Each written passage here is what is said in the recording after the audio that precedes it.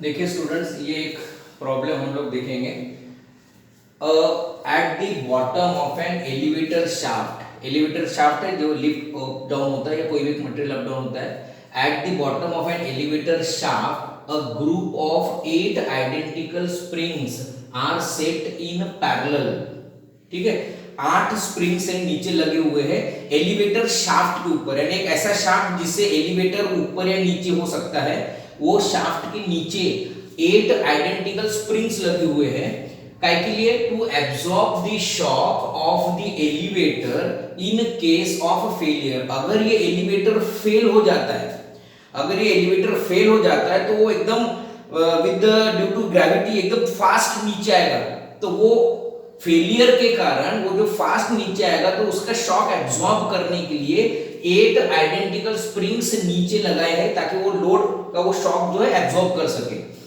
The elevator wages 28 kilo Newton. वो elevator का wait कितना है? 28,000 न्यूटन। 28 इंटू 10⁻³ न्यूटन, इतना उसका वेट है। तो उसका वेट के कारण अगर वो सडनली फेल हो जाता है और वो सडनली ड्यू टू ग्रेविटी वो नीचे फॉल होता है, तो नीचे का कुछ पोर्शन या डैमेज ना हो, वो एलिवेटर खुद डैमेज ना हो, इसलिए नीचे में स्प्रिंग्स लगाए हुए हैं 8 आइडेंटिकल हेलिकल स्प्रिंग, ताकि उसके ऊपर में वो आके गिरे ताकि वो शॉक उसका एब्सॉर्ब हो सके। तो उसका वेट कितना दिया एलिवेटर का? 28 किलो न्यूटन, यानी 28 into 10⁻³ Newton. Assuming that the elevator has a free fall of 1.2 metre, वो कहां से फॉल हो सकता? 1.2 मीटर से फॉल हो सकता है। यानी जैसे हम लोगों ने स्ट्रेन एनर्जी में हम लोगों ने देखा कि load from at an height से लोड फॉल हो रहा है ना, suddenly applied load at an height से फॉल हो रहा है, उस टाइप का उसका एप्लीकेशन है स्ट्रेन एनर्जी या application of the load at an height means suddenly applied load का ये एप्लीकेशन है कि 1.2 मीटर यानी 1200 mm से वो फॉल हो सकता है from the rest. Determine the maximum stresses in each of the spring. तो स्प्रिंग में मैक्सिमम स्ट्रेसेस कितने आएंगे उसको सस्टेन करने के लिए, ना तो स्प्रिंग ही ब्रेक हो जाएगा। Determine the maximum stresses in each spring if each spring is made up of 30 mm diameter rod. Small D दिया हुआ है, 30 mm डायमीटर मोटा है, 30 mm डायमीटर रॉड का स्प्रिंग बना हुआ है।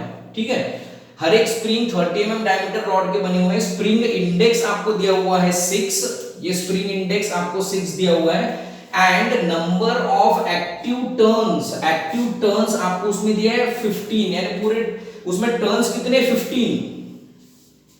Neglect any effect of the counter wait in the system. इसका मीनिंग क्या होता है? वहां पर एक काउंटर वेट भी लगाया रहता है, कोई सिस्टम में लगा रहता है। तो काउंटर वेट का मीनिंग क्या है? यहां पर बोला है कि काउंटर वेट को निग्लेक्ट कीजिए। काउंटर वेट को निग्लेक्ट कीजिए का मीनिंग क्या होता है कि ये जो 28 किलो न्यूटन दिख रहा है आपको load, 28 kilo Newton load apply हुआ है, तो पूरा का पूरा लोड ये 8 आइडेंटिकल स्प्रिंग्स पे अप्लाई होगा। पूरा 28 किलो न्यूटन 8 स्प्रिंग्स के ऊपर में अप्लाई होगा, क्योंकि यहां पर काउंटर वेट निग्लेक्ट करने के लिए बोला है। फॉर एग्जाम्पल अगर यहां पर काउंटर वेट बोल दिया रहता है कि 1000 न्यूटन का काउंटर वेट है, तो उसका मीनिंग क्या होता है कि एलिवेटर का लोड ऐसा नीचे फॉल हो रहा है 28,000 न्यूटन, है ना। 28 किलो न्यूटन का मीनिंग क्या होता है? 28,000 न्यूटन। तो 28,000 न्यूटन 8 स्प्रिंग पे आ रहा है और काउंटर लोड अगर है मींस यहां पर काउंटर लोड है 1000 न्यूटन का। दैट मींस कि ये स्प्रिंग पर 8 स्प्रिंग पर लोड कितने का आएगा? अभी 28,000 का नहीं आएगा, 28,000 में से 1,000 निकल जाएगा, तो वहां पर लोड टोटल कितना आएगा?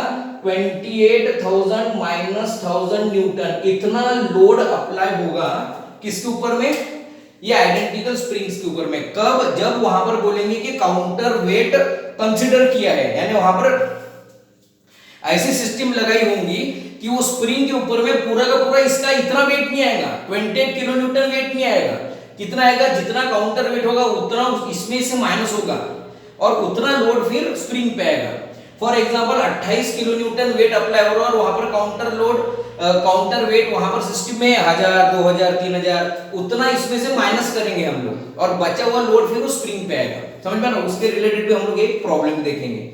ठीक है, मॉड्यूलस ऑफ रिजिडिटी दिया हुआ है स्प्रिंग का 83 किलो न्यूटन या पर mm स्क्वायर या 83 into 10⁻³ MPa।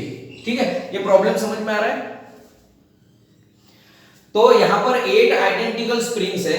ठीक है, 8 आइडेंटिकल स्प्रिंग्स पैरेलल में रखे हुए हैं। कहां पर, एलिवेटर के शाफ्ट के नीचे, सो दैट एलिवेटर अगर फेल हो जाता है तो वहां पर वो आके गिरेगा तो उसको शॉक एब्जॉर्ब करने के लिए 28 आइडेंटिकल स्प्रिंग्स लगे हैं। एलिवेटर का वेट दिया हुआ है 28 किलो न्यूटन। यहां पर काउंटर वेट निग्लेक्ट करने के लिए बोला है, इसलिए पूरा का पूरा ये वेट स्प्रिंग पर आएगा। और कितने हाइट से आएगा, 1.2 मीटर के हाइट से स्प्रिंग का लोड, स्प्रिंग के ऊपर में ये लोड आएगा। हर एक स्प्रिंग का डायमीटर दिया हुआ है, वायर डायमीटर दिया हुआ है 30 mm रॉड, स्प्रिंग इंडेक्स 6 लेना है, नंबर ऑफ एक्टिव टर्न्स 15 दिया हुआ है और रिजिडिटी दिया हुआ है 83 into 10⁻³ न्यूटन पर mm स्क्वायर। डेटा समझने की कोशिश करो। नंबर ऑफ स्प्रिंग्स 8 दिए हैं, लोड दिया हुआ है, यानी यहां पर जो लोड अप्लाई होगा वो लोड है 28 into 10⁻³ न्यूटन पर mm स्क्वायर। हम लोग जो फॉर्मूले में जो F लिखते हैं वो F क्या है, वो ग्रेजुअली अप्लाइड लोड, ये लोड का उतना इफेक्ट वहां पर पड़ेगा, इसलिए इसको P लिया हुआ है। कितने हाइट से फॉल हो रहा है, 1.2 मीटर, दैट इज 1200 mm, इतने लोड से वो, इतने हाइट से वो फॉल हो रहा है। Diameter small d, diameter of the spring दिया हुआ है 30 mm, स्प्रिंग इंडेक्स 6 दिया हुआ है, नंबर ऑफ टर्न्स 15 दिया हुआ है और रिजिडिटी 83 into 10⁻³ न्यूटन पर mm स्क्वायर। अब मैंने आपको इसके पहले कि इसमें बताया था कि 2 स्टेप्स से हम लोग ये प्रॉब्लम सॉल्व करते हैं। हमें फाइंड आउट क्या करना है, determine the maximum stresses in each spring. हर एक स्प्रिंग पर हमें स्ट्रेसेस फाइंड आउट करना है, यानी शियर स्ट्रेसेस यानी टाउ फाइंड आउट करना है। तो 2 स्टेप्स है इसमें। सबसे पहले हमको वर्क डन फाइंड आउट करना है, work done by fouling the load in each spring. Work done find out करना है, दैट मींस कि स्प्रिंग के ऊपर में जब लोड फॉल होगा तो स्प्रिंग कितना वर्क डन करता है, स्प्रिंग के ऊपर कितना वर्क डन होगा, work done on the spring. ये वर्क डन से हम लोग वो एनर्जी निकालते हैं। ठीक है, जो एनर्जी स्टोर रहती है स्प्रिंग में in the form of work done. और सेकंड स्टेप क्या है कि strain energy stored in the spring, ये कितना रहेगा, strain energy stored in the spring हम लोग निकालेंगे और ये दोनों को इक्वेट करके फिर हम लोग फोर्स निकालते हैं और वो फोर्स से फिर हम लोग क्या निकालेंगे, स्ट्रेसेस निकालेंगे हम लोग, स्ट्रेसेस इन ईच स्प्रिंग। ठीक है, तो नेक्स्ट इसमें हम लोग देखेंगे कि वर्क डन कैसा निकालते हैं, स्ट्रेन एनर्जी कैसे निकालते हैं और स्ट्रेसेस कैसे निकालते हैं। धन्यवाद।